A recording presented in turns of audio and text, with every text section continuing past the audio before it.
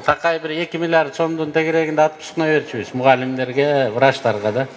Азыр 10 milyar сом беребиз. 4 эсе көтөрдүк зарплатаны.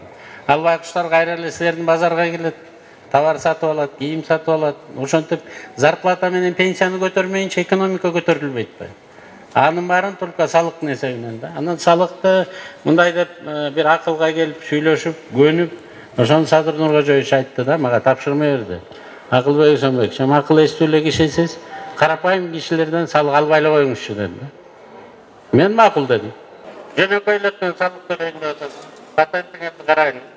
Электронный кылдырайын.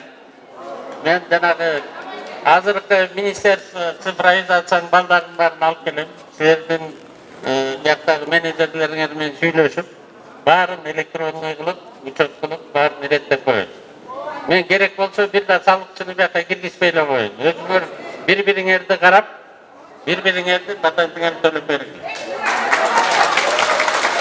Mana Бул биринчи.